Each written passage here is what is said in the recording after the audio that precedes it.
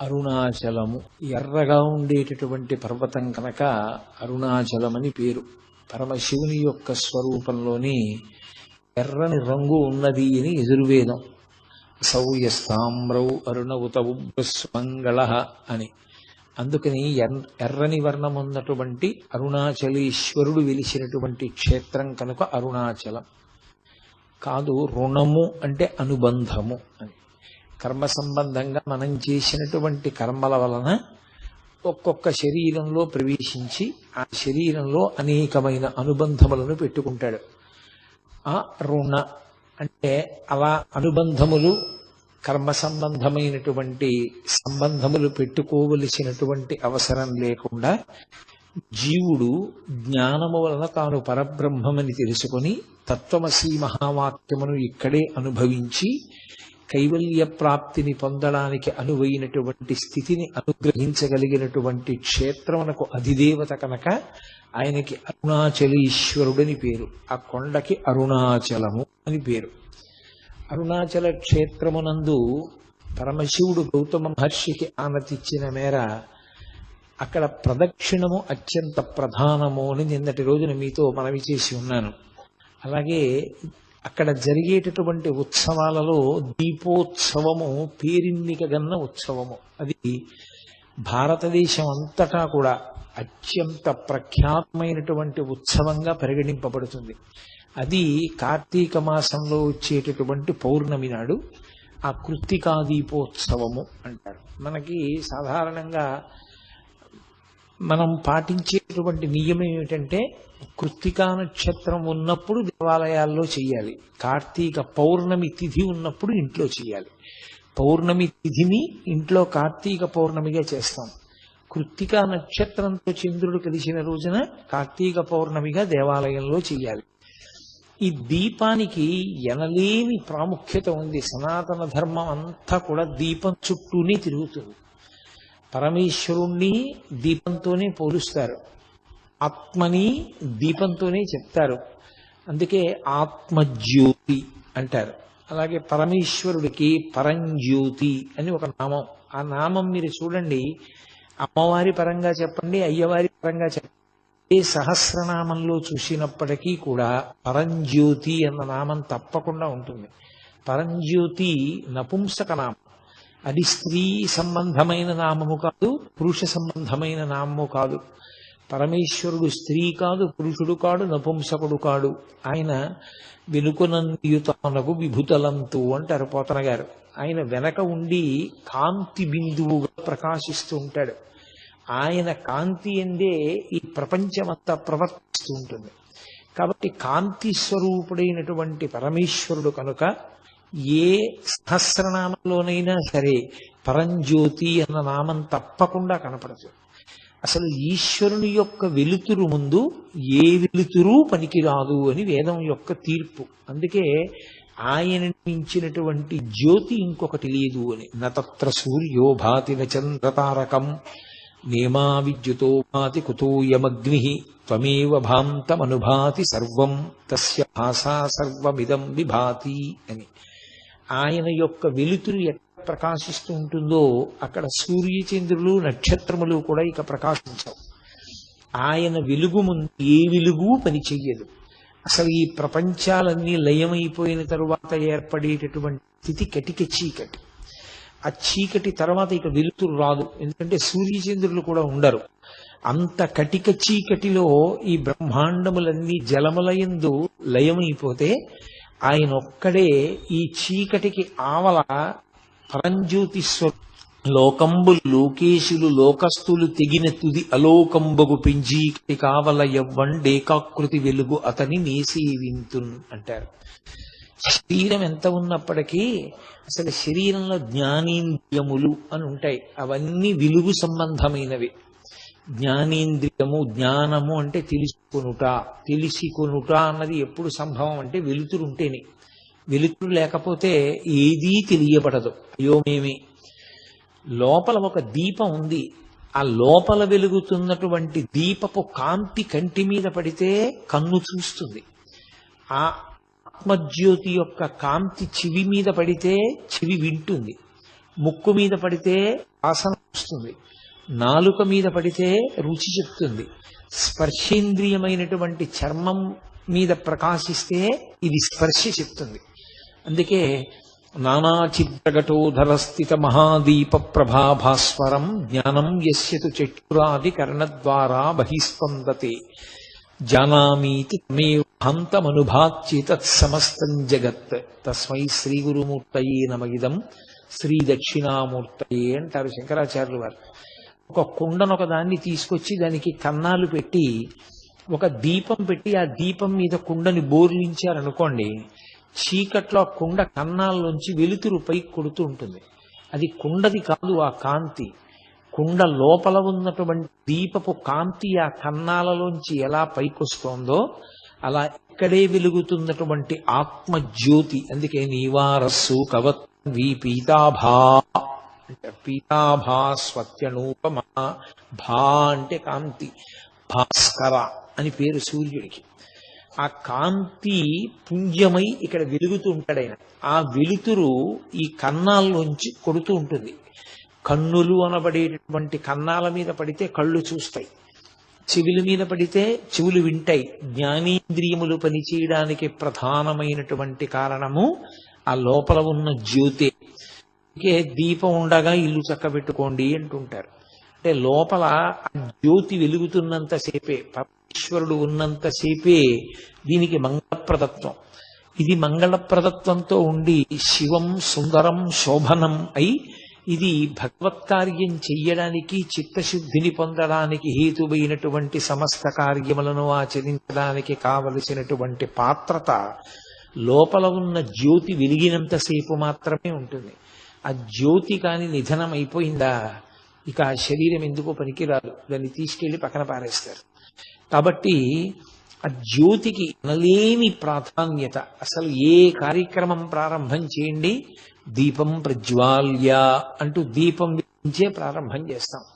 ఎందుకని అంటే అదే పరమేశ్వర స్వరూపం.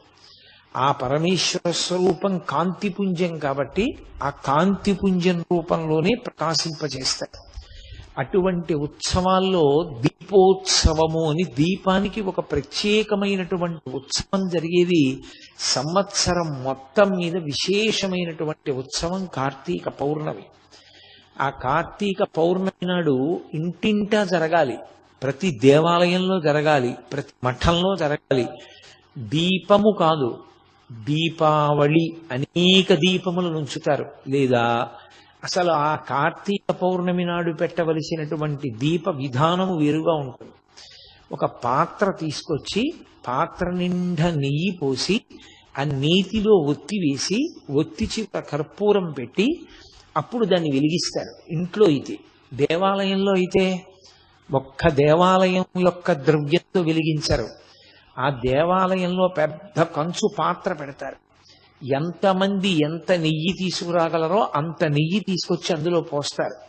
పోసిన తర్వాత అప్పుడు చీకటి పడిన తర్వాత అందులో అందరూ తీసుకొచ్చినటువంటి పత్తితో ఒత్తి పేంతారు. పేని ఆ నీతిలో వెయ్యడానికి వీలైనంత పెద్ద దీపాన్ని, పెద్ద ఒత్తిని వేసి ఆ రోజు ఆ దీపానికి పెట్టే కర్పూరం కూడా ఒక్క దేవాలయం నుంచి వెలిగించరు. అందరూ భక్తులు తమ ఇళ్ల నుంచి తీసుకొస్తారు కర్పూరం. ఆ కర్పూరాన్ని ఆ ఒత్తి మీద అలదుతారు, అలది వెలిగిస్తారు. వెలిగించి ఎత్తైన ప్రదేశంలో పెడతారు. అందరూ చూడ్డానికి వీలుగా ఉంచుతారు. దాన్ని ఉంచితే అప్పుడు అందరూ ఆ దీపాన్ని చూసి ఒక శ్లోకం చెప్తారు. అది ఇంట్లో చెయ్యండి, దేవాలయంలో చెయ్యండి. ఆ శ్లోకం చెప్పకుండా మాత్రం ఆ దీపం పెట్టకూడదు. అది ప్రధానమైనటువంటి ఆచారం. ఎందుచేత అంటే మనుష్యుడిగా జన్మించినటువంటి వాడు పరమేశ్వర అనుగ్రహాన్ని సమస్త ప్రాణుల మీద ప్రసరింప చెయ్యడానికి యోగ్యమైన కాలము ఒక్క కార్తీక పౌర్ణమి మాత్రమే. ఆ దీప ప్రకాశంగా పరమేశ్వరుడే ఉంటాడు, ఆ జ్యోతి ప్రకాశంగా. అందుకే త్రయంబకుణ్ణి కాని దామోదరుణ్ణి కాని వీళ్ళిద్దరిలో ఎవరో ఒకరిని ఆవాహన చేస్తారు దీపం మీద. దామోదరమావాహయామి అని, త్రయంబకమావాహయామి అని కాని అని అక్షతలు వేసి అప్పుడు ఆ దీపపు కాంతి వంక చూస్తూ అందరూ కలిపి ఒక శ్లోకం చెప్తారు. మీ అందరికీ సుపరిచితమే, నేను అనేక పర్యాయాలు మీతో చెప్పిందే. కీటా పతంగాహమశకాశ్చ వృక్షా జలే స్థలే ఏ నివసంతి జీవా దృష్ట్వా ప్రదీపం నచ జన్మభాగినః భవంతి త్వం శ్వపచాహి విప్రాహ అని చెప్పాలి. అంటే ఈ దీపాన్ని నేను వెలిగించాను. ఈ దీపపు కాంతి కేవలముగా ఒక జ్యోతి యొక్క కాంతి కాదు, ఇది పరమేశ్వరుని యొక్క వెలుగు. నేను ఈ ప్రపంచంలో ఉన్న అనేకమైనటువంటి వస్తువులు వాడుకుంటున్నాను, అనేక జంతువులలో ఉండేటటువంటి సారాన్ని నేను తీసుకుంటున్నాను. ఆవు పాలు వాడుకుంటున్నాను, ఆవు నెయ్యి వాడుకుంటున్నాను, గేదె పాలు వాడుకుంటున్నాను, కుక్కతో ఇల్లు కాయించుకుంటున్నాను, ఏనుగుతో బరువులు మోయించుకుంటున్నాను, ఒంటె మీద ప్రయాణం చేస్తున్నాను, గుర్రం మీద ప్రయాణం చేస్తున్నాను, నీటిలో చేప తెచ్చి తింటున్నాను, ఆకాశంలో ఎగురుతున్నటువంటి పక్షిని పట్టుకుంటున్నాను, ఆ పక్షి మాంసం తింటున్నాను.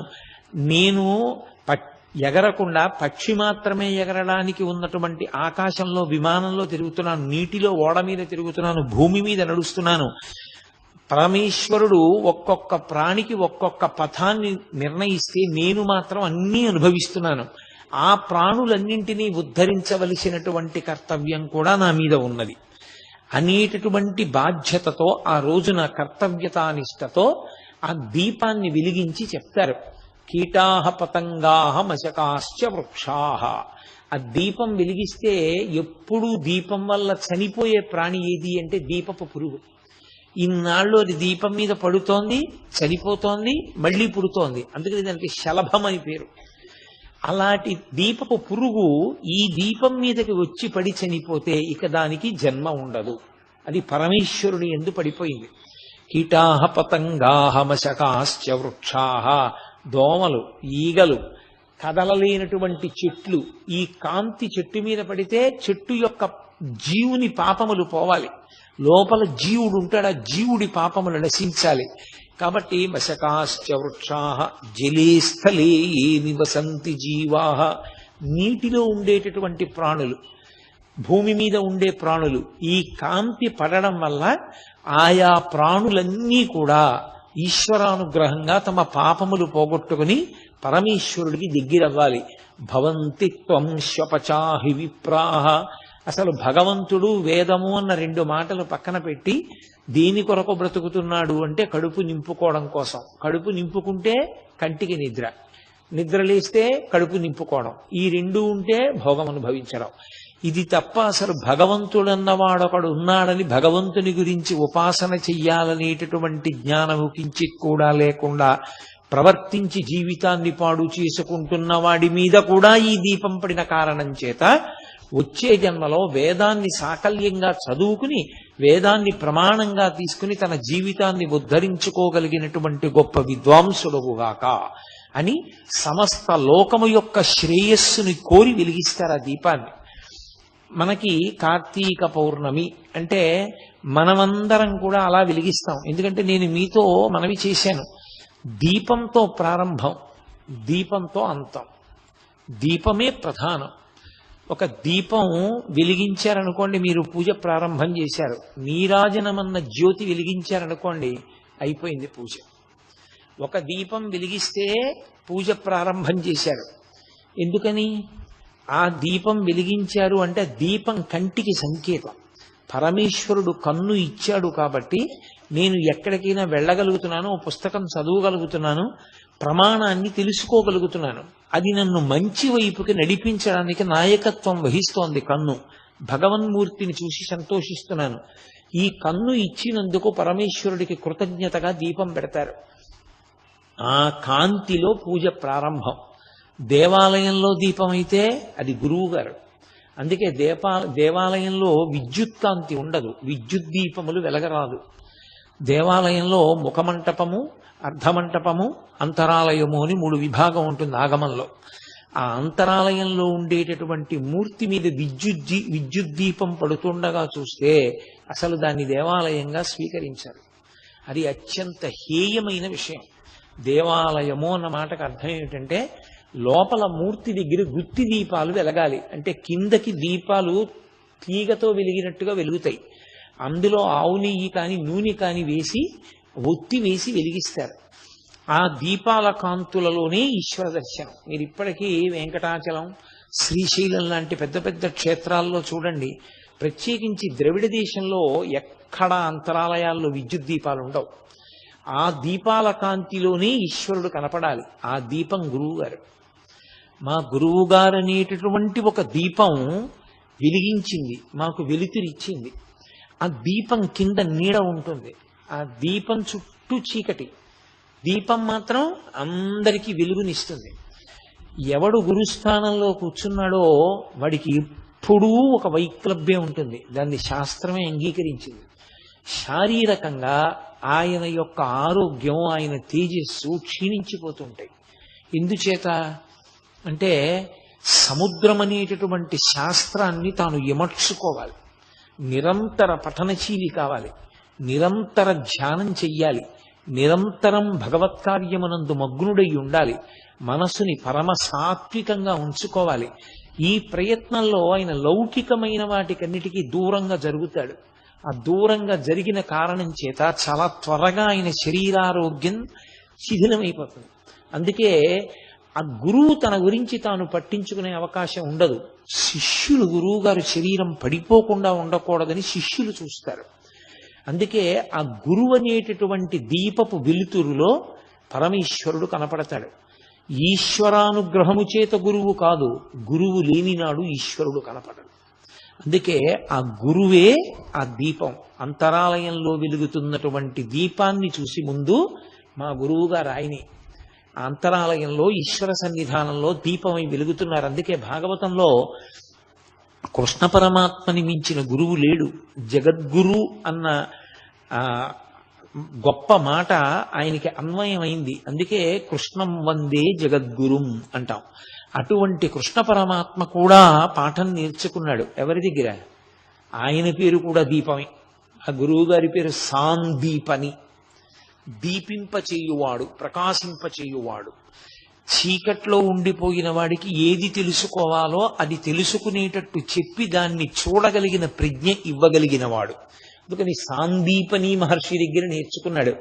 కృష్ణుడు తన గురువు గురించి మాట్లాడుతూ తివిరి అజ్ఞాన తిమిర ప్రదీపమగుచు అవ్యయంబగు బ్రహ్మంబు ననుభవించి భరిత సత్వుండు అకళంక భక్తుడనఘ అంటాడు. ఆయన మహానుభావుడు సాందీపని మహర్షి ఎటువంటి వాడు అంటే అజ్ఞాన తిమిర ప్రదీపమగుచు. ఆయన అజ్ఞానమనేటటువంటి చీకటిని పోగొట్టగలిగినటువంటి దీపం ఎటువంటిదో అటువంటి దీపము వంటి వాడు నా గురువు అంటాడు.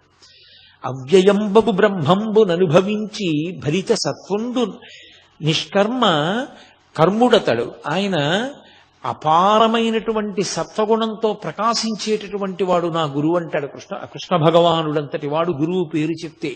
కాబట్టి గురువు గారు దీపం, ఈశ్వరుడు దీపం, ఇంట్లో దీపం. ఆఖరికి ప్రాణోత్క్రమణం అయిపోతే ఇక ఆ శరీరం పరమ అమంగళకరం. అది ఎక్కడ ఉండడానికి వీల్లేదు. కనీసం అది ఉన్నంతసేపు దానిలోని జ్యోతి పోయింది కనుక దాని తలకట్టున ఒక జ్యోతి పెట్టి దాని మీద పసుపు, కుంకం, అక్షత, పువ్వు వెయ్యరు. ఆ దీపమే ఆయన ఆత్మని అందులోకి ఆవాహన చేసి ఉంచుతారు. ఉంచి ఆ శరీరం వెళ్ళిపోయింది అంటే దీపాన్ని పక్కకి తీసేస్తారు. ఆఖరికి అక్కడి నుంచి తిరిగి వచ్చాక కూడా దీపదర్శనమే. దీపానికి సనాతన ధర్మానికి అంత అవిభాజ్యమైనటువంటి సంబంధం. దీపమే సమస్తం. అసలు ఒక ఇల్లు అన్నదానికి అర్థం ఏమిటి అంటే దీపం పెట్టడానికి మనిషి ఉన్నాడా అని అడుగుతారు. ఒకడు ఇల్లు కట్టుకున్నాడు, చాలా దూరంలో కట్టాడు ఊరికి. ఆయనే ఎదురు 100 రూపాయలు ఇచ్చి ఎవరినో ఇంట్లో ఉండమన్నాడు. ఎందుకు ఉండమన్నాడో తెలుసా?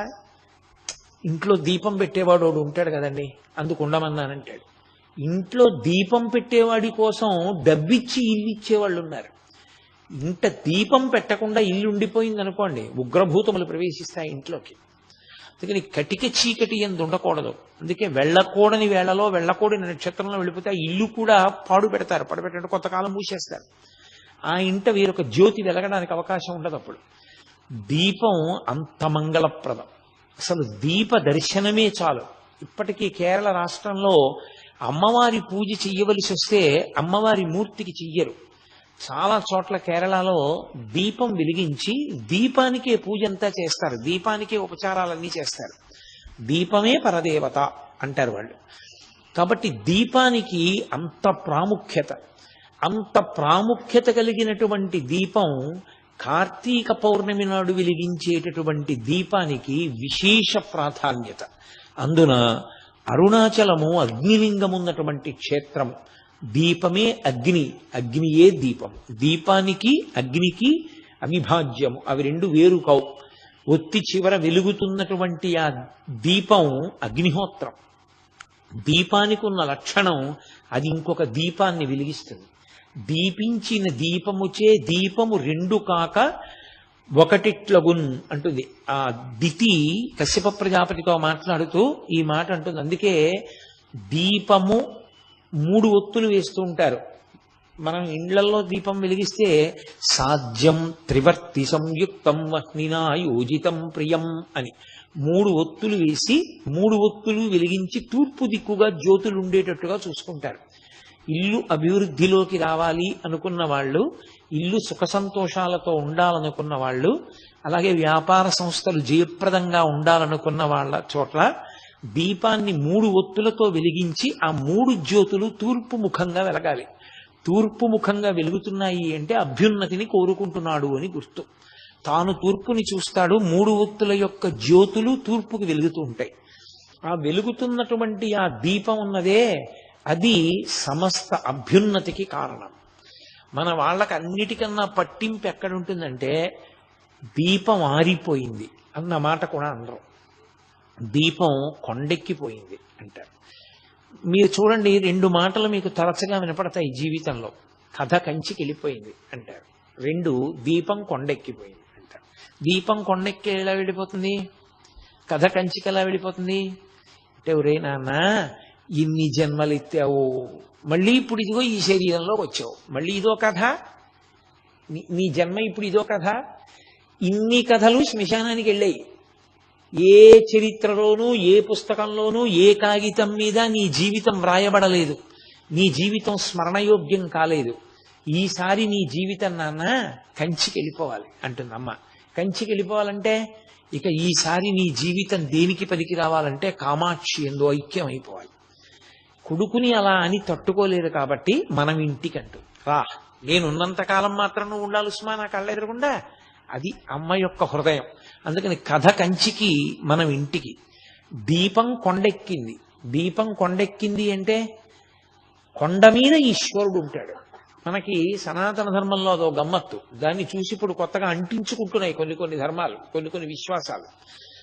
కొండ మీద ఈశ్వరుడు ఉండేటటువంటి ఏకైక ధర్మము సనాతన ధర్మము. అది ఎవడో వెళ్ళి పెట్టింది కాదు. పరమేశ్వరుడు తనంత తాను స్వయంభువు కొండల మీద. అందుకే శేషాచల పర్వతం మీద, సింహాచల పర్వతం మీద, శ్రీశైల పర్వతం మీద ఆయన కొండ మీద ఉంటుంటాడు. ఏమిటి ఆయనకి సరదా? కొండ మీద ఉండడం ఆయన సరదా కోసం కాదు. ఉత్ అని ఒక మాట, దాన్ని సంస్కృతంలో ఎక్కువగా వాడుతుంటారు. ఉత్సవము అంటే ఉత్ అంటే తల ఇలా పైకెత్తుట. ఒక్క మనుష్యుడే భూమికి అడ్డంగా పుట్టి నిలువుగా పెరుగుతాడు. పైన ఉన్న కొండ మీద ఉన్న పరమేశ్వరుణ్ణి ఇలా తలెత్తి చూసి, కొండ మీద ఉన్న ఈశ్వరుణ్ణి చేరడానికి నువ్వు పైకి ఎక్కాలి. అలాగే జీవితంలో ఊర్ధ్వముఖ చలనం చేసి పరమేశ్వరుణ్ణి చేరుకోవాలి. దొంగదారుల్లోంచి నువ్వు వెళ్ళడానికి వీల్లేదు. అది దాని అర్థం. దొంగదారి అన్న మాటకు అర్థం ఏమిటో తెలుసా? మిగిలిన ఏ 9 రంధ్రములలోంచి వెళ్ళడానికి వీల్లేదు శరీరం వెళ్ళిపోయేటప్పుడు. 2 కళ్ళు, 2 ముక్కులు, 2 చెవులు, 6 నోరు, 7 మలద్వారం, 8 మూత్రద్వారము, 9 సరే అసంఖ్యాకములైనటువంటి స్వేదరంధ్రములు. వీటిలోంచి బయటికి వెళ్ళడానికి వీలు లేదు సుమా. ఒకే ఒక్క తలుపు ఉంది, నిర్గమద్వారం, బ్రహ్మరంధ్రం. అందుకే ఇక్కడ శిఖ ఉంటుంది. ఆ బ్రహ్మరంధ్రం పగిలి అందులోంచి నిర్గమించాలి. అందులోంచి నిర్గమించాడు అంటే ఇక రాడు అని గుర్తు. ఇక శరీరాన్ని పుచ్చుకోడు. దొంగదారిలోంచి వెళ్ళవద్దు. దీపం కొండెక్కిపోయింది అంటే బ్రహ్మరంధ్ర భేదనం చేసుకుని నీలో ఉన్న జ్యోతి కూడా అలాగే కొండెక్కి ఈశ్వరుని ఎందుకు కలిసిపోవాలి తప్ప దొంగదారిలో కిందకెళ్ళవద్దు. రాజమార్గంలో పైకి వెళ్ళు. అందుకే దేవాలయంలోకి వెళితే అంతరాలయానికి బయటికి వెళ్ళిపోయే ద్వారం ఉండకూడదు. ఆగమంలో మీరు చూడండి, అంతరాలయం ఉందనుకోండి, అంతరాలయానికి వెనక గోడకి తలుపు ఉండదు. మీరు ఎప్పుడైనా చూడండి, లోపల గోడలు మూసుకుని ఉంటాయి, ద్వారం ఉంటుంది. అసలు కంచికైతే రాజద్వారమే మళ్ళీ నిష్క్రమణ ద్వారం. లోపలికి వెళ్ళి మీరు ఈశ్వరుణ్ణి దాటి ఒక్క అడుగు వేసి ద్వారంలోంచి బయటికి వెళ్ళే అవకాశం ఉండకూడదు. అలా ఉందనుకోండి, అది శాస్త్ర విరుద్ధం, అది కాదు జీవిత ప్రయోజనం. ఈశ్వరుణ్ణి దాటి తలుపు తీసుకుని వెళ్ళడానికి నీకేం లేదు ఇంకా జీవితంలో. ఈశ్వరుడే చివరి హద్దు, అంతే. అందుకే అక్కడికి వెళ్ళి చూసి వెనక్కి వస్తాడు. వెనక్కి వచ్చి పృష్ఠభాగం చూపించకుండా వెనక్కి వచ్చి బయట కూర్చోవాలి. కూర్చుని ధ్యానం చెయ్యాలి. తనేం చూశాడో దాని వెందు మనసు మగ్నం చెయ్యాలి. అంటే జీవితంలో చిట్ట చివరి ప్రయోజనం ఆ ఈశ్వరుని యందు ఐక్యం అయిపోవడమే తప్ప దాటడానికి లేదు. దాటి వెళ్ళిపోవడానికి ఇంకొకటి లేదు, ఈశ్వరుణ్ణి దాటి వెళ్ళడానికి ఇంకొకటి లేదు నీకు జీవితంలో. ఈశ్వరుణ్ణి దాటి వెళ్ళిపోయి ఇంకొక చోటకి వెళ్ళడానికి నీకు మార్గము లేదు. అదే అంతిమం, అదే మనుష్య జీవిత ప్రయోజనం. అందుకే అంతరాలయాల వెనక గోడకి ఇక తలుపు ఉండదు ఆగమంలో. ఋషులు ఏదైనా ఆలోచించి నిర్ణయం చేస్తే అంత జాగ్రత్తగా నిర్ణయం చేశారు. దేవాలయ వ్యవస్థ దేని కొరకు వచ్చింది అంటే మనిషి జీవితాన్ని ఎలా బ్రతకాలో ఆలయం నేర్పుతుంది. అందుకే ఆలయం ఎలా ఉంటుందో మనుష్యుడు ఎలా ఉంటాడు, మనుష్యుడు ఎలా ఉంటాడో ఆలయం అలా ఉంటుంది. మనిషికి తల ఎలా ఉంటుందో దేవాలయానికి ఉండేటటువంటి పైన రాజగోపురం అలా ఉంటుంది. దానికి కలశలుంటాయి, కుంభాభిషేకం అలా ఉంటుంది, లోపల మూర్తి ఉంటుంది, ఇక్కడ ఈశ్వరుడు ఉంటాడు. అందుకే దేహో దేవాలయ ప్రోక్త జీవో దేవ సనాతన. దేవాలయము మనుష్య శరీరము ఒక్కలాగే నిర్మాణం చేయబడి ఉంటాయి. రెండిటి ఆకలి ఒక్కలాగే ఉంటుంది. ఆకలి ఇక్కడ వేస్తుంది, లోపలికి పడేస్తారు. పరమేశ్వరుడికి ఆకలి ఉంటుంది ప్రాణప్రతిష్ఠ చేస్తే. నువ్వు ఎంత జాగ్రత్తగా అన్నం తింటావో ఈశ్వరుడికి అంత శౌచంతోటే నైవేద్యం పెట్టాలి. దాని వలనే ఆ మూర్తి వైభవం నిలబడుతుంది. కాబట్టి ఆగమం అంత జాగ్రత్తగా ఋషులు చెప్పడానికి కారణం అదే. పూజ ప్రారంభం దీపంతో, పూజ పూర్తి నీరాజనంతో. నీరాజనం కూడా జ్యోతే, కానీ తెల్లని కర్పూర కళిక వెలిగిస్తాం. అది చాలా తొందరగా ఘనం నుంచి ద్రవమై, ద్రవం నుంచి వాయు రూపాన్ని పొందేస్తుంది, అమిత వేగంతో పొందుతుంది.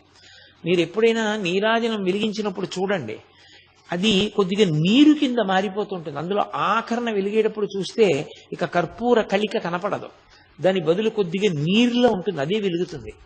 వెలిగి చాలా తొందరగా వెలిగి పొగ రూపంలో ఆవిరైపోయి అంతర్ధానం అవుతుంది. నేను ఉపాసనలో భగవంతుడి నుంచి విడివడి జీవుడిగా తిరుగుతున్నాను. నేను చాలా వేగంగా ఈ కర్పూర కళిక పరమేశ్వరుని యందు ఎలా ఘనము నుండి ద్రవము, ద్రవము నుండి వాయువు అయిపోయిందో అలా నేను ఈశ్వరానుగ్రహంతో ఈశ్వరుని యందు అలా తొందరగా కలిసిపోయే అవకాశం నాకు కలగాలి, అజ్ఞానము నాకు కలగాలి అని కోరుకోవడమే నీరాజనం. అందుకే దీపం వెలిగించినప్పుడు పూజ ప్రారంభం, నీరాజనం వెలిగిస్తే మంత్రం తిరగబడిపోతుంది. దీపం వెలిగించి పూజ మొదలు పెడితే ధర్మార్థ కామ మోక్ష చతుర్విధ పురుషార్థ ఫల సిద్ధ్యర్థం అంటూ పూజ నేను చేస్తున్నాను, ఈ ప్రయోజనానికి చేస్తున్నాను. నీరాజనం దగ్గరికి వస్తే ఉమాకాంతాయ కాంతాయ కామితార్థ ప్రదాయిని శ్రీగిరీశాయ దేవాయ మలినాథాయ మంగళం. ఈశ్వరుడికి మంగళం అవుగాక. మరి అదేమిటి ఈశ్వరుడికి మంగళం అవ్వాలని చెప్పడం ఏంటి? నీకు మంగళం అవ్వాలని చెప్తావా, ఈశ్వరుడికి మంగళం అవ్వాలని చెప్తావా?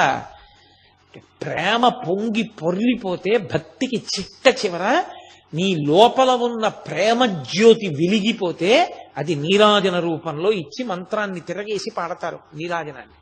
అది మంగళహారతి. అందుకే జీవితం అంతా దీపమే. అసలు దీపము లేని ఇల్లు, దీపం కుడిగట్టిందండి అంటారు, కుడిగట్టేసింది ఆ దీపం అంటారు, ఏదో మిణుకుమంటారు. సంకేతంతో అలాగే మాట్లాడతారు. ఎదురు చూస్తాం, నిధనం అయిపోతాం. శరీరం శుష్కించిపోయి మళ్ళీ ఇక వెళ్ళిపోయే సమయం ఆసన్నమైన అవే మాటలు. ఆ ఇంటి దీపం నేను ఎందుకు అనాలి అమంగళకరమైన మాట అని పూర్తి చేస్తారు. కాబట్టి అంత దగ్గరి సంబంధం సనాతన ధర్మంలో. అసలు దీపం అంత దగ్గరగా పరమేశ్వరుణ్ణి తీసుకొచ్చే వస్తువు వేరొకటి లేనే లేదు. గురువుని చెప్పండి దీపమే, ఈశ్వరుణ్ణి చెప్పండి దీపమే. ఈ రెండూ దీపంతోటే చెప్తారు. అటువంటి దీపం ఇంట లేకుండా ఉండకూడదు. అందుకే కార్తీక పౌర్ణమి నాడు గుత్తి దీపాలు వెలిగిస్తారు. ఒత్తులన్నీ కలిపి కట్టకట్టి ఆవునీతిలో ముంచి వెలిగిస్తారు. నేను ఇంట్లో దీపం పెట్టనటువంటి పాపం ఏదైనా ఉంటే అది పోవుగాక. ఇన్ని ఒత్తులు వెలిగించాను కాబట్టి అన్ని రోజులు మా ఇంట్లో దీపం వెలిగినట్లు, ఇల్లు శోభస్కరంగా ఉంది అని గుర్తు. కార్తీక దీపం అరుణాచల క్షేత్రమునందు మిక్కిలి ప్రసిద్ధి. అక్కడ కార్తీక దీపం వెలిగించడం అంటే 16 రోజుల పండుగ. 16 రోజులు చేస్తారు ఆ పండగని.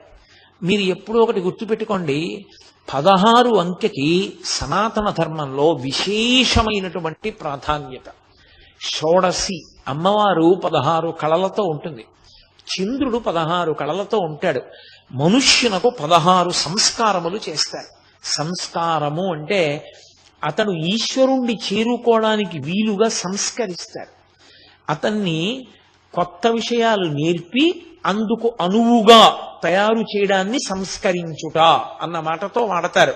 మీకు ఒక ఉదాహరణ చెప్పాలంటే, భగవంతుడికి ఒక కొబ్బరికాయ కావాలనుకోండి, ఒక కొబ్బరికాయ కొడదామని మీరు అనుకున్నారు. సంస్కరించుట అని ఒకటి ఉంటుంది. ముందు ఒక కొబ్బరి బొండాన్ని తీసుకొస్తారు, ఆ కొబ్బరి బొండాన్ని ఒలుస్తారు, ఆ తర్వాత చుట్టూ కొంత పీచు ఉంటుంది, ఆ పీచు కూడా తీసేస్తారు. శిఖ తీయకూడదు, శిఖ ఉండిపోతుంది. చక్క పీచంతా తీసి అక్కడ తీసుకొచ్చి పెడతారు. ఇప్పుడు కొబ్బరికాయ మీరు దేవాలయంలో కొట్టడానికి వీలైన రీతిని పొందింది. సంస్కరిస్తే బొండాన్ని కొబ్బరికాయ కొట్టడానికి యోగ్యమైంది, భగవంతుణ్ణి చేరడానికి యోగ్యమైంది. అలా మనిషి పుట్టుకతో అజ్ఞాని, మనిషి పుట్టుకతో భగవంతుణ్ణి చేరడానికి కావలసినటువంటి సాధన సంపత్తులను తనకు తానుగా తెచ్చుకున్నవాడు కాడు. గురువిస్తాడు, తల్లిస్తుంది, తండ్రిస్తాడు, సమాజం ఇస్తుంది, వీళ్ళందరిస్తారు. అందుకే సంస్కారములు అంటారు. ఈ సంస్కారములు చేస్తూ పెడతారు. అందుకే సనాతన ధర్మంలో ఆ సంస్కారములు కూడా 16. 16 సంస్కారములు. 16వ సంస్కారము చిట్ట చివరిది ఏది అంటే అగ్ని సంస్కారము, అంత్యేష్టి సంస్కారం. శరీరాన్ని పట్టుకెళ్లి కొడుకు హవిస్సుగా అగ్నిహోత్రంలో పడేయడం, అగ్నితోటే పూర్తి. కాబట్టి అటువంటి ఆ 16 సంస్కారములు ఏవి ఉన్నాయో అవి 16 చంద్రుని యొక్క కళలు, షోడశ సంస్కారములు అంటారు. ఈ సంస్కారముల వలన మనిషి అర్హతని పొందుతూ ఉంటాడు. ఈ పని చేయడానికి అర్హత పొందుతాడు. బ్రహ్మచారి ఉపనయనం చేసుకున్నాడు, గాయత్రి చేయడానికి అర్హత పొందాడు.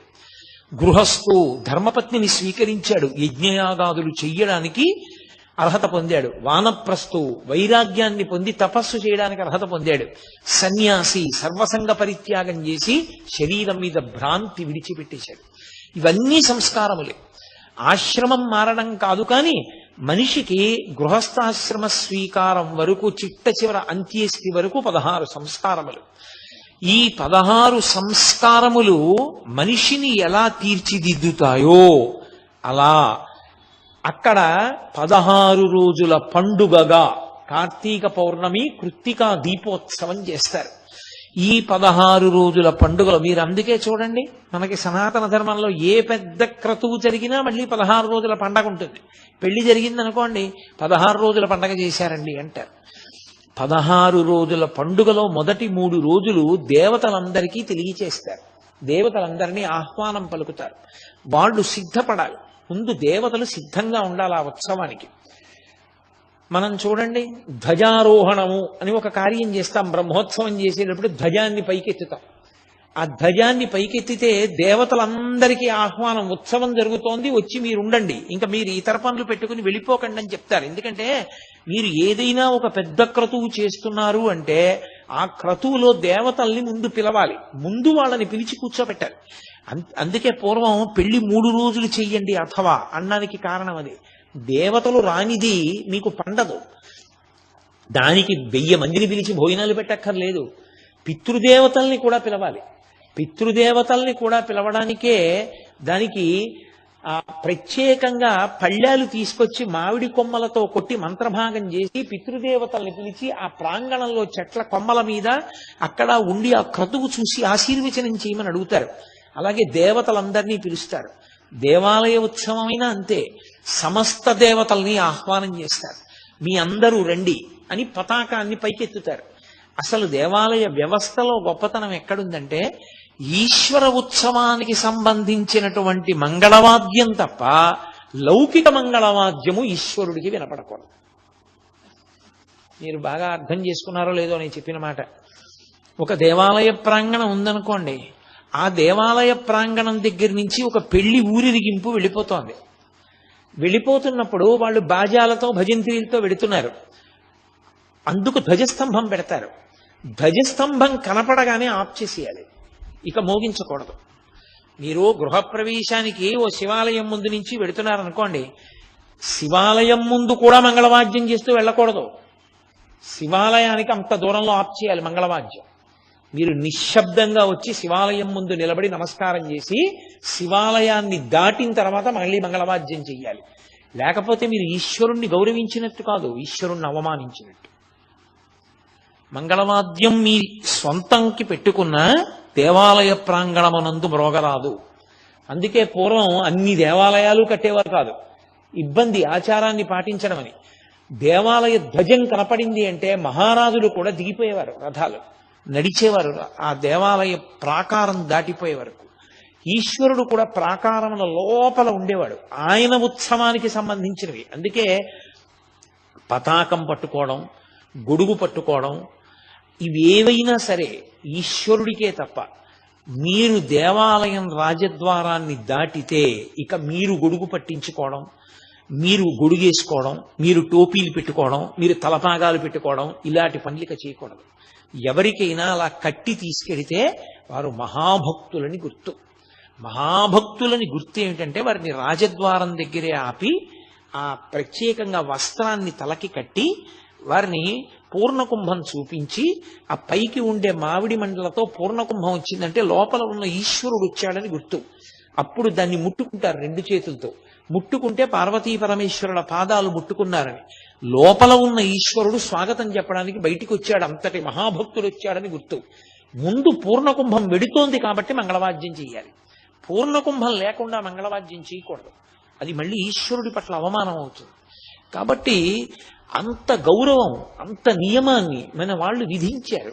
అంటే 16 రోజుల పండుగగా దేవతలందరినీ ఆహ్వానం చేస్తారు. అలా ఆహ్వానం చేస్తే మొదటి 3 రోజులు దేవతలకి సిద్ధం చేస్తారు. అంటే పతాకాన్ని పైకెత్తి ఆ మంటపాలన్నిటినీ కూడా సిద్ధం చేసి ఆ మంటపాల్లోకి ముందు ప్రధానమైనటువంటి దైవం ఎవరో ఆయన వస్తారు. అరుణాచలంలో ప్రధాన దైవం అపితకుచాంబా సమేత అరుణాచలేశ్వరుడు, ఆయన వస్తారు. ఆయన పల్లకీలో వచ్చి అక్కడ సింహాసనం మీద కూర్చుంటారు. అలా ఎన్నాళ్ళు? 16 రోజులు ఉండాలి. అక్కడే ఉంటాయి ఉత్సవమూర్తులు. ఉత్సవమూర్తి అంటే ధ్రువమూర్తి పనుపుని తిరుగుతాడు చరమూర్తి. ఆయన్ని కూర్చోపెట్టి 3 రోజులు దేవతాహ్వానమే చేస్తారు. 10 రోజులు ఉత్సవము అన్న మాటకు అర్థం ఏమిటి? ఎందరో ఎదురు చూస్తుంటారు ఈశ్వరుణ్ణి చూడాలని.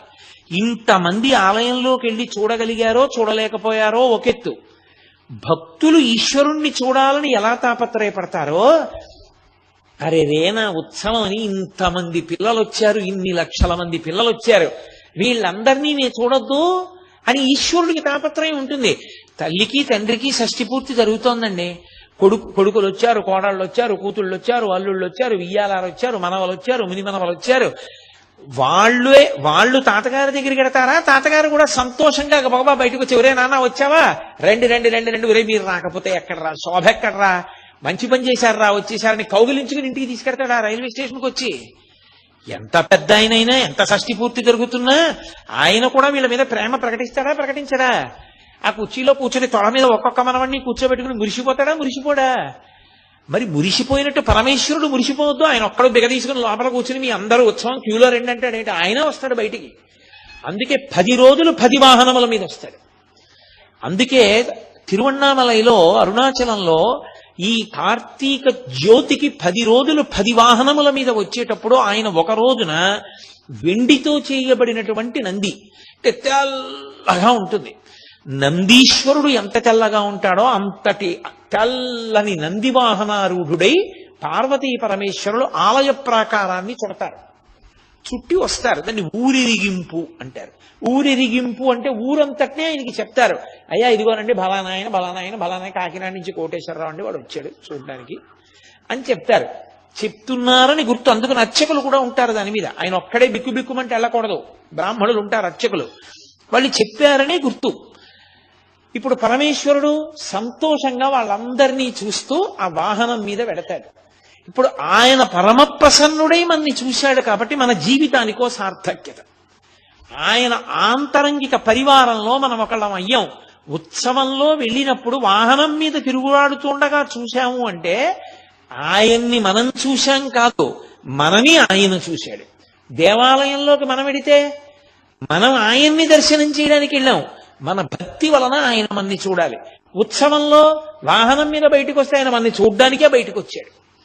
కాబట్టి 10 రోజులు వాహనం మీద ప్రత్యేకంగా ఒక్కొక్క రోజు ఒక్కొక్క వాహనం మీద ప్రాకారం అంతా ప్రదక్షిణం చేస్తాడు పరమేశ్వరుడు కూడా. ఇక కార్తీక పౌర్ణమి రోజున భక్తులందరూ తీసుకొచ్చి ఇచ్చినటువంటి ఆవునీతినంతటినీ కూడా ఒక పెద్ద కళాయిలో పోస్తారు. అందుకే ఒక్క అరుణాచల క్షేత్రంలో వెలిగించేటటువంటి దీపం ఒక్కొక్కసారి 4 రోజులు 5 రోజులు కూడా వెలుగుతుంది. తిరువణ్ణామలై అసలు ఎక్కడ అంగుళం కూడా ఖాళీ ఉండదు అంటారు. కొన్ని లక్షల మంది జనంతో నిండిపోతుంది. ఇన్ని లక్షల మంది ఎదురు చూస్తుంటారు ఆ జ్యోతి వెలగడానికి. కొంతమంది ఔత్సాహికులు ఆ జ్యోతిని వెలిగించడానికి పెద్ద పాత్ర ఆవు నెయ్యి పోసి ఒత్తి వేసి తీసుకెడుతుంటే దాంతో పాటే పెడతారు పైకి. ఇంతమంది భక్తులు ఇచ్చినటువంటి కర్పూరాన్ని ఆ ఒత్తికి అలదుతారు. అలది చీకటి పడిన తరువాత వెలిగిస్తారు. అది ఇలా వెలుగు కనపడగానే ఒక్కసారి అరుణాచలం అంతా మార్మోగిపోతుంది. అరుణాచల శివ అరుణాచల శివ అరుణాచల శివ అరుణాచల అని ప్రత్యేకంగా అదే పలుకుతారు. ఆ 4 నామాలు పలుకుతారు, అరుణాచల శివ అరుణాచల శివ అరుణాచల శివ అరుణాచల అని. ఆ నామం ప్రతిధ్వనించిపోతుంది, దిక్కులు మార్మోగిపోతాయి ఆ నామంతో. అప్పుడు అక్కడ జ్యోతి వెలిగించగానే ఇంటింటా జ్యోతులు ఎత్తారు, ప్రతి ఇంట.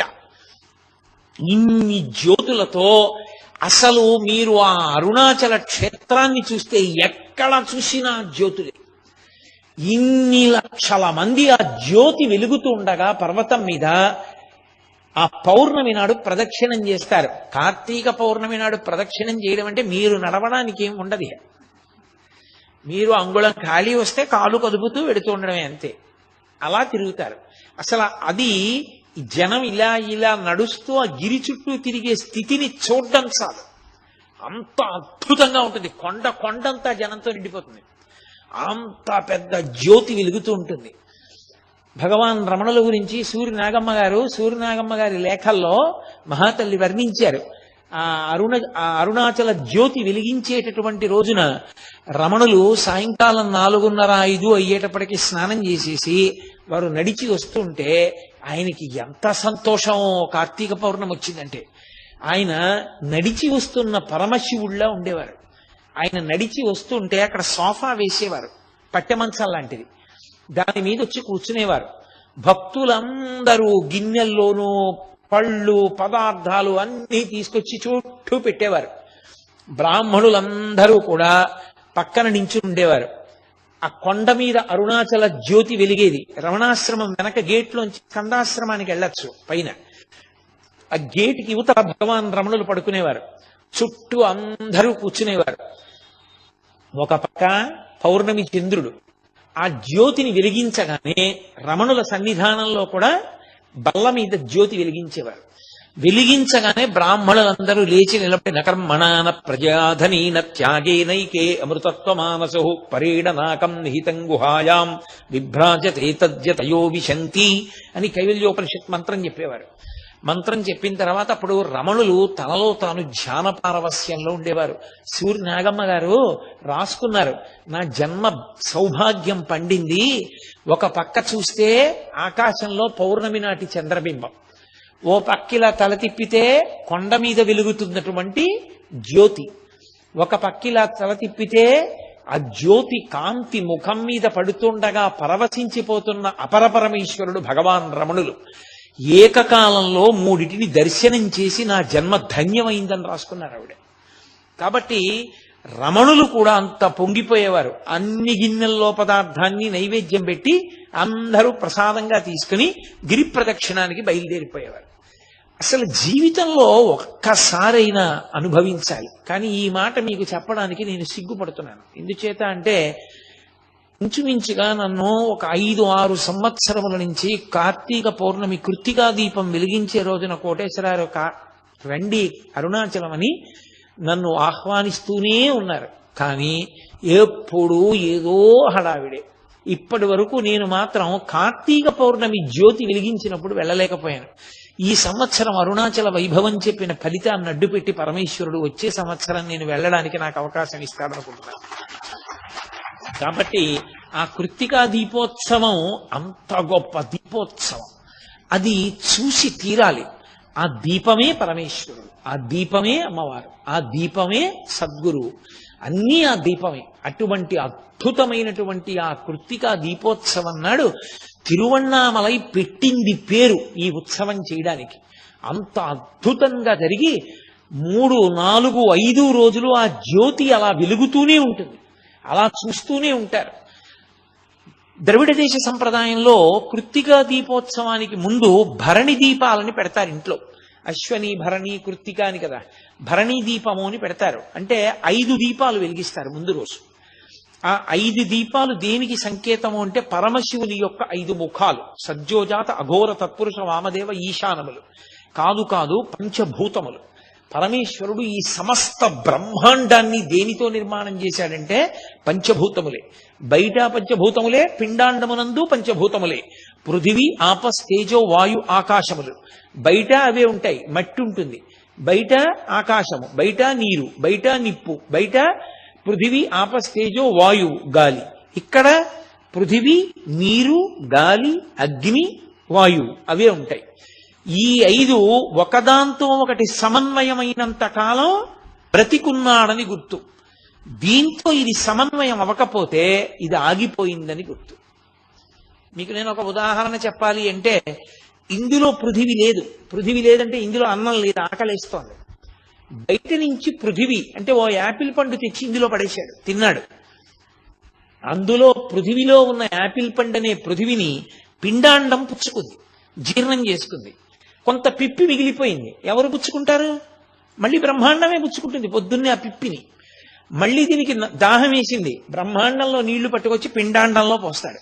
పిండాండంలో నీళ్లు మిగిలిపోయి బ్రహ్మాండంలో వదిలిపెట్టేస్తాడు. పిండాండానికి ఊపిరి వాయువు కావాలి, బ్రహ్మాండంలోంచి పుచ్చుకుంటాడు. మలినమైన వాయువు వదిలిపెట్టాలి, బ్రహ్మాండం పుచ్చుకుంటుంది. ఈ బ్రహ్మాండ పిండాండ సమన్వయమునకు జీవితం అని పేరు. బ్రహ్మాండంతో పిండాండం సమన్వయం అవ్వలేదనుకోండి, ఇది పుచ్చుకోవట్లేదు పృథివీ, నాకు అక్కర్లేదంటోంది, ఆకలి లేదు, ఏమీ అడగట్లేదు. తెచ్చి పెట్టారనుకోండి కక్కేస్తోంది, పుచ్చుకోదు. ఊపిరి బయట నుంచి ఊపిరిని లోపలికి తీసుకోవట్లేదు, లోపల ఊపిరిని బయటికి వదిలిపెట్టట్లేదు. బయట నీరు లోపల పోసుకోవట్లేదు, లోపల నీరు బయటికి విడిచిపెట్టట్లేదు, ఆగిపోయిందని గుర్తు. ఇప్పుడు ఇక పిండాండము బ్రహ్మాండముతో సమన్వయం కాకపోతే ఇక ఇది సమన్వయం కాదు. కాబట్టి ఇక ఇది ఉండడానికి వీలు లేదని ఈ పిండాండాన్ని బ్రహ్మాండంలోకి కొడుకు కలిపేస్తాడు అగ్నికార్యం ద్వారా.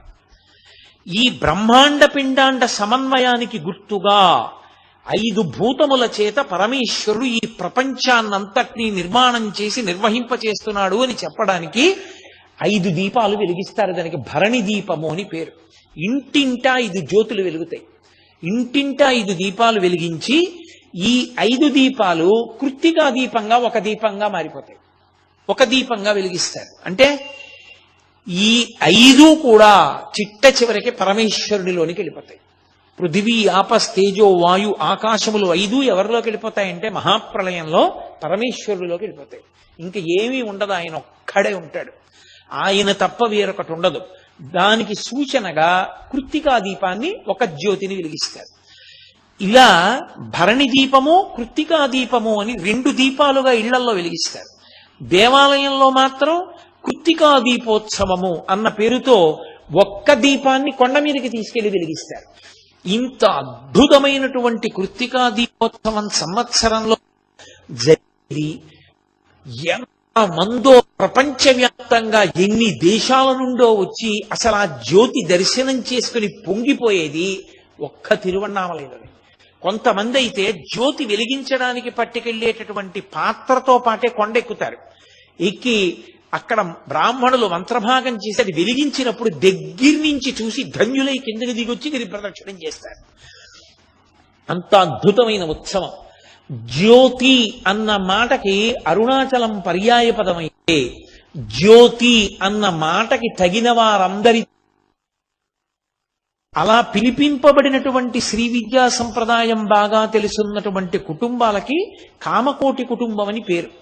అందులో ఒక పెద్ద ఆయన బాగా శ్రీ విద్యా సంప్రదాయము రామాయణ భారత భాగవతాది ఇతిహాసములతో ప్రవేశమున్నవారు, గొప్ప ఆచారకాండలో ప్రవేశమున్నవారు, చాలా చక్కగా ఆచార సంప్రదాయాల్ని పాటించేటటువంటి భక్తి తత్పరులు, వారికి కామకోటి శాస్త్రి గారని పేరు.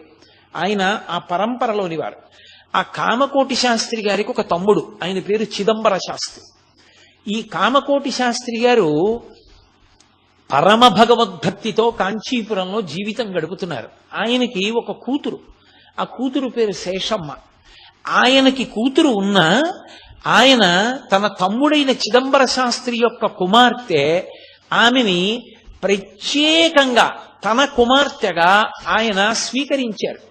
స్వీకరించి మరకతమ్మ అని పేరు ఆవిడికి. ఆ మరకతమ్మ గారిని ఆవిడ సాముద్రికం చూసి ఈమె చాలా గొప్పదవుతుంది అని దత్తత చేసుకున్నారు. తనకి కూతురు ఉన్నా కూడా తమ్ముడు కూతుర్ని. ఈ మరకతమ్మ గారికి 12వ సంవత్సరం వచ్చేటప్పటికి విశేషమైనటువంటి సంగీత ప్రావీణ్యం వచ్చింది. ఆవిడ తండ్రి గారు కీర్తనలు వ్రాసేవారు. తండ్రి గారు వ్రాసిన కీర్తనల్లో, ప్రత్యేకించి కామకోటి శాస్త్రి గారు వ్రాసిన కీర్తనల్లో అంబే శివే అన్న కీర్తన ఆవిడికి ఎంతో ప్రీతి. ఆవిడ ఎప్పుడు సంగీతం పాడుతూ ఉండేవారు. కామకోటి శాస్త్రి గారు ఇంత గొప్ప అమ్మాయి, ఈ అమ్మాయికి తగిన వరుణ్ణి వెతకాలి అని వెతికారు. వెతికితే ఆయన దగ్గరే శిష్యుడు వరదరాజన్ అని ఒక వ్యక్తి. ఆ వరదరాజన్ అన్న ఆయన గొప్ప జ్యోతిష శాస్త్ర ప్రకాండుడు. గ్రహాల యొక్క పరిశీలనాన్ని చాలా గొప్పగా చేసేవాడు. ఆయనకిచ్చి మరకతమ్మని వివాహం చేశారు. దంపతులిద్దరూ ఆదర్శ దాంపత్యం, ఎంతో సంతోషంగా ఉన్నారు. వరదరాజన్ మరకతమ్మ గార్ల దాంపత్యంలో గొప్పతనం కింద ఏం చెప్తారో తెలుసా? పెళ్ళైన దగ్గర నుంచి వరదరాజన్ గారు తను నిద్ర లేచేటప్పటికి తన భార్య నిద్రపోతూ ఉండగా కానీ, తను లేచి ఉండగా తన భార్య నిద్రపోవడం కానీ ఆయన ఎప్పుడూ చూడలేదట. అసలు వరదరాజన్ గారి జీవితం మొత్తంలో తన భార్య మరకతమ్మ నిద్రపోతుండగా ఆయన చూడలేదు. అంటే ఆయన నిద్ర లేవక ముందు ఆవిడ నిద్ర లేచేవారు. ఆయనకి కావలసిన ఏర్పాట్లన్నీ చేసేవారు. ఆయన నిద్రపోతున్నప్పుడు కాళ్ళొత్తి ఆయన నిద్రపోయిన తరువాత ఆవిడ నిద్రపోయేవారు. ఆవిడ ఇంటికొచ్చిన అతిథుల్ని అంత సత్కరించేవారు. అందుకని మధ్యాహ్న నిద్ర కూడా లేదు ఆవిడికి. యజమాని భర్త తెలివిగా ఉండగా ఆమె నిద్రపోయిన సందర్భం భర్తకే తెలియదు. అంతటి మహాపతివ్రత, అంతగా భర్తని అనుగమించింది ఆవిడ. చాలా సంవత్సరాలు అయిపోయింది, సంతానం మాత్రం కలగలేదు. ఏమిటి సంతానం కలగలేదు వీళ్ళకని వీళ్ళకన్నా కూడా ఎక్కువ బెంగ పెట్టుకున్నవారు కామకోటి శాస్త్రి గారు. ఈ పిల్లని దత్తత చేసుకున్నాను, ఈ పిల్ల యొక్క గుణగణాలని చూసి ఇంత మంచి పిల్ల అని ఈ పిల్లని వరదరాజన్కి ఇచ్చి వివాహం చేశాను, కానీ ఈ పిల్లకి సంతానం కలగలేదని బెంగ పెట్టుకుని ఆయన కామాక్షి పరదేవతని ప్రార్థన చేశారు. ప్రార్థన చేసి, అమ్మా నాకు తెలుసున్న జ్యోతిష్యంలో గ్రహాల కదలికలు చూసి వీరిద్దరూ ఒకరికొకరు తగిన వారిని వివాహం చేశాను, సంతానం కలగట్లేదు. సంతానం కలగనప్పుడు ఆ గృహస్థాశ్రమం విఫలమైపోట్లా, అమ్మ సంతానాన్ని కటాక్షించమ్మా వీళ్ళకి అని ప్రార్థన చేస్తే ఆయనకి అమ్మవారు ఆయనకి స్వప్న దర్శనమిచ్చి, స్వప్నంలో కనపడి, ఓ కామశాస్త్రి, నీ కుమార్తెకు